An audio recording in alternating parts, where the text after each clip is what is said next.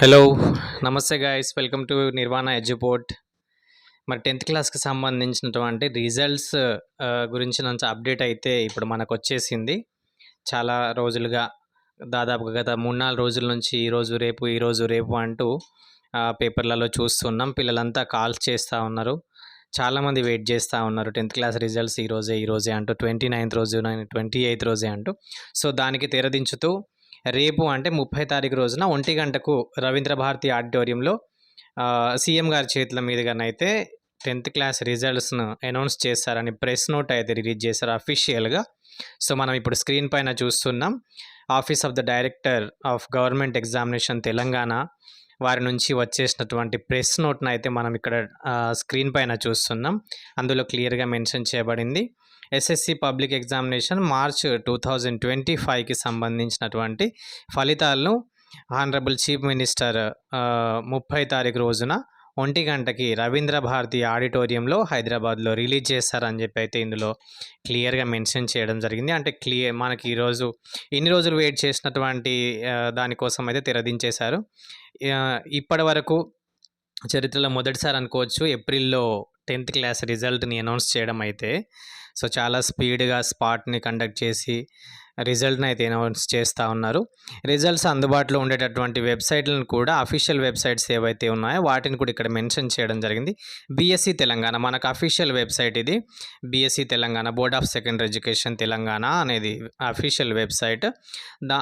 దాంట్లోపల official results అయితే అందుబాటులోకి ఉంటాయి. మిగతా ఇంకా మనబడి కావచ్చు, schools9.com కావచ్చు, ఇంకా చాలా ప్రైవేట్ వెబ్సైట్స్ ఉంటాయి. అందులో కూడా అందుబాటులోకి వచ్చేస్తాయి.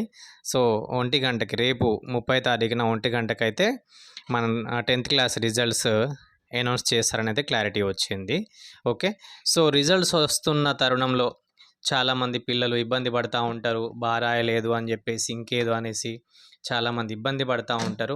సో వాళ్ళని మనం ఖచ్చితంగా ఎంకరేజ్ చేయాలి గైస్. ఎప్పుడు జీవితం అనేది పరీక్ష అంటే పరీక్షతోనే లైఫ్ అయిపోలేదు. సో కేవలం జీవితంలో పరీక్ష అనేది ఒక భాగం మాత్రమే. కాబట్టి మనం ఎప్పుడు కూడా ఈ పరీక్ష ఫలితాలను బట్టి లైఫ్ని డిసైడ్ చేయొద్దు ఎట్టి పరిస్థితుల్లో. ఇది మొదటి పరీక్ష, జీవితంలో మొదటి పరీక్ష 10th క్లాస్ అనేది. సో మనకు ఇప్పుడు 10th క్లాస్ పిల్లలు అంటే వాళ్ళ మెచ్యూరిటీ లెవెల్స్ చాలా ఇదిగా ఉంటాయి. ఇంకా సో ప్రశాంతంగా ఉండనివ్వండి. ఎవరిని కూడా ఎక్కడ క్రిటిసైజ్ చేయకండి, ఎవరిని కంపేర్ చేయకండి.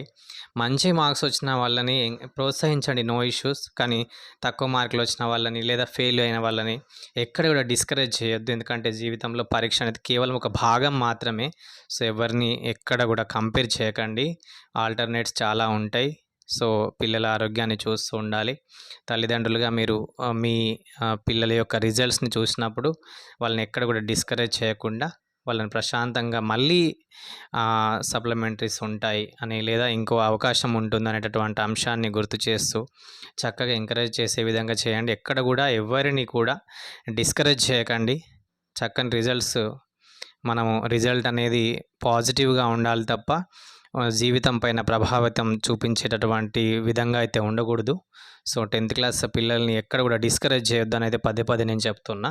ఎందుకంటే పరీక్ష అనేది కేవలం లైఫ్లో ఒక భాగం మాత్రమే. ఇది గుర్తుపెట్టుకొని రిజల్ట్స్ని ఎంజాయ్ చేయండి. Thank you guys, stay tuned.